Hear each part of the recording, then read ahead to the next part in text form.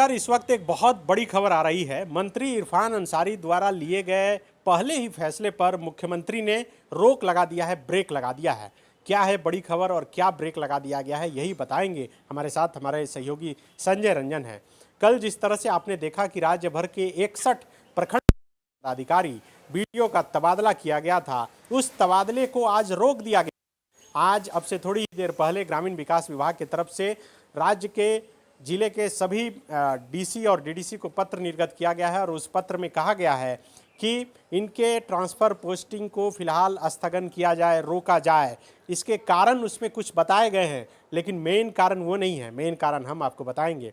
संजय, पत्र में क्या कहा गया है, पहले ये बताइए। सबसे पहले तो पत्र का ही जिक्र कर लेना चाहिए, क्योंकि जिस तरीके से ये निर्देश जारी किया गया है और पत्र में यह बताया गया है कि मतदाता जो विशेष मतदाता पुनरीक्षण में संबद्ध पदाधिकारियों का जो है स्थानांतरण पे जो है रोक लगा दिया गया है।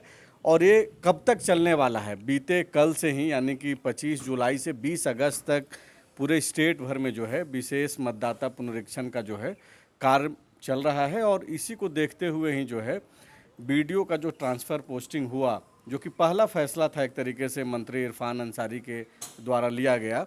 और उस फैसले ग्रामीण विकास विभाग, ग्रामीण कार्य विभाग के मंत्री हैं इरफान अंसारी, और उनके विभाग के पदाधिकारियों का तबादला हुआ था। इरफान अंसारी का भी सिग्नेचर इसमें जरूर हुआ होगा। बिल्कुल हुआ होगा, लेकिन अब ये देखिए कि इसका मैसेज किस तरीके से जाएगा। कल जो इंडिया अलायंस के विधायक दल का जो बैठक हुआ, उस बैठक में जो खबरें निकल करके आई, कई अखबारों ने उस खबर को प्रमुखता से जगह भी दिया कि इंडिया अलायंस के भीतर ही कई ऐसे विधायक हैं जो नाराज़गी जाहिर कर रहे थे कि बीडीओ का जो ट्रांसफ़र पोस्टिंग हुआ है उसमें किसी तरीके की कोई चर्चा नहीं की गई।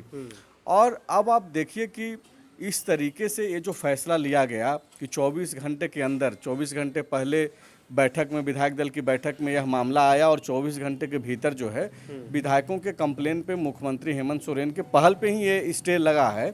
जाहिर सी बात है, वो मुख्यमंत्री हैं, सरकार के चेहरा हैं, सब कुछ उन्हीं के द्वारा होना है। तो ये फैसला लिया गया है। हालांकि इस फैसले के बाद किस तरीके से मंत्री इरफान अंसारी रिएक्ट करते हैं, उनसे मेरी बातचीत करने की कोशिश हुई। इस पे वो कुछ बोलना नहीं चाह रहे हैं। नहीं, इससे पहले मेरी बातचीत हुई थी, अभी जब झारखंड विधानसभा मानसून सत्र का खत्म हुआ पहला दिन, उसके बाद वृक्षारोपण का कार्यक्रम था वन विभाग की तरफ से। वहाँ पर मंत्री इरफान अंसारी से जब बातचीत हो रही थी तो मैंने पूछा कि जो तबादला हुआ है उसको लेकर आज अखबारों में प्रमुखता से खबर छपी है कि इंडिया गठबंधन की बैठक में कई विधायकों ने नाराज़गी जताई है। तब इरफान अंसारी ने कहा कि नहीं, ये विभाग का काम है, विभाग के अधिकारी अपने स्तर पर तबादला करते हैं, उन्होंने सोचा कि कौन कहाँ जाना चाहिए। अब नाराज़गी जताए हैं कि क्या किए हैं ये विभाग के अधिकारियों से हम पूछेंगे। नहीं, बिल्कुल वो बीच का रास्ता लेकर के निकलना चाहते हैं। आप देख रहे होंगे कि जब से उनका नाम मंत्रिमंडल में शामिल होने को लेकर के चल रहा था, अब तो वो मंत्री बन भी गए हैं।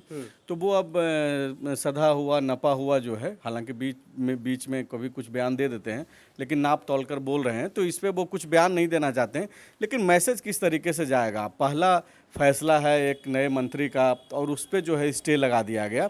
इसके एक दिन पहले राजेश ठाकुर जो झारखंड कांग्रेस के अध्यक्ष हैं, जिस तरीके से 2 विधायकों का निलंबन हुआ, उस पे उन्होंने सवाल खड़ा किया। तो एक ये जो मैसेज लग रहा है कि जेएमएम और कांग्रेस के बीच में, हालांकि यह नहीं कहा जा सकता है कि सब कुछ ठीक नहीं है, लेकिन ये जो संवाद निकल करके आ रहा है और जिस तरीके से एक्ट हो रहा है, उससे यह जरूर प्रतीत हो रहा है कि कुछ मामला जो है बिगड़ जरूर रहा है।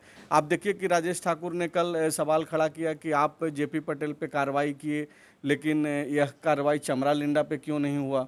तो एक मैसेज कांग्रेस पार्टी के भीतर और कांग्रेसियों के मन में ये चल रहा है कि इंडिया अलायंस के भीतर जो बागी उम्मीदवार झारखंड मुक्ति मोर्चा के खिलाफ लड़े, उनके खिलाफ तो कार्रवाई हो गई, लेकिन जो कांग्रेस के खिलाफ लड़े, लोहरदगा, आपको याद होगा कि कांग्रेस के कोटे में वो सीट गई जहां से सुखदेव भगत जीते भी, लेकिन चुनाव के दौरान जिस तरीके से त्रिकोणीय मुकाबला दिखाने की कोशिश थी और वह दिख रहा था कि चमरा-लिंडा एक बड़े फैक्टर हो सकते हैं और इंडिया अलायंस के जीत में जो है वो रोड़ा भी बन सकते हैं, उसको लेकर के कांग्रेस के पार्टी के भीतर जो है यह सवाल चल रहा है कि कांग्रेस पार्टी के कैंडिडेट के खिलाफ अगर चमरा-लिंडा लड़ रहे थे तो उन पे कार्रवाई क्यों नहीं हुई।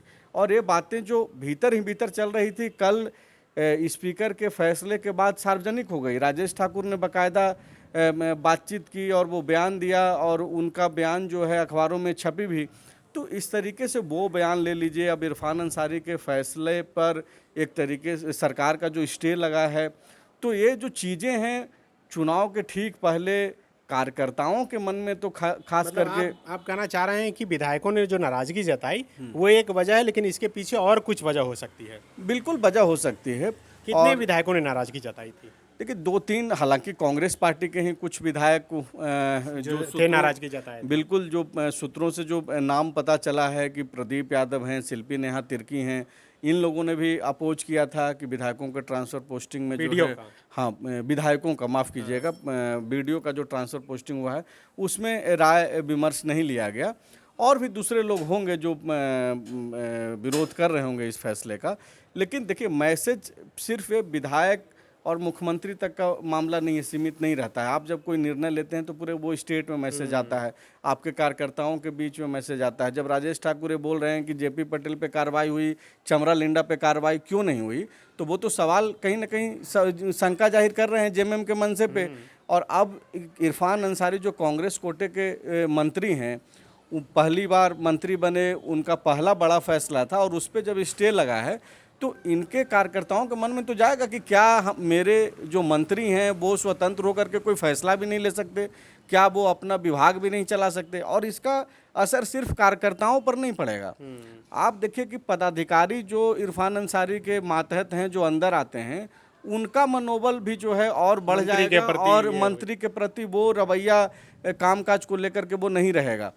उनके मन में जरूर ये बात रहेंगी कि अगर इरफान अंसारी कोई फैसला लेते भी हैं तो कोई और है जो उस फैसले पे जो स्टे लगा देगा। तो आप देखिए कि इन चीज़ों को दूसरे तरीके से निपटा जाना चाहिए था।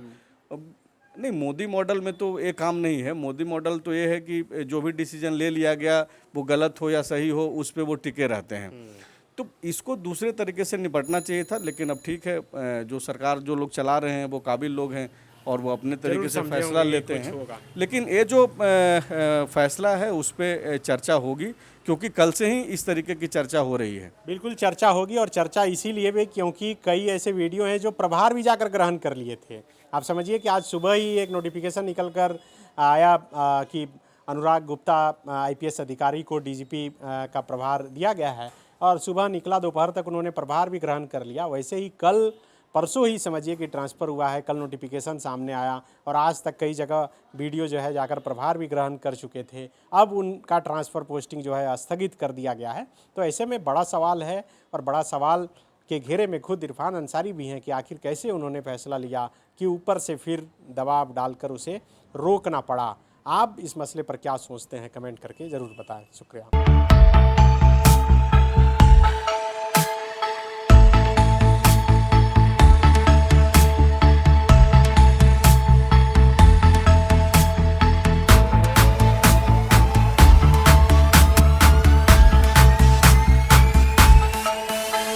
बायोम मेडिकल प्रिपरेशन का एकमात्र संस्थान जहां है complete digital classrooms, individual doubt counters, video lectures, student tracking system, library facility, 100% result oriented rankers batch, study package and class notes in PDF. TheFollowUp.in. Like, share and subscribe. www.thefollowup.in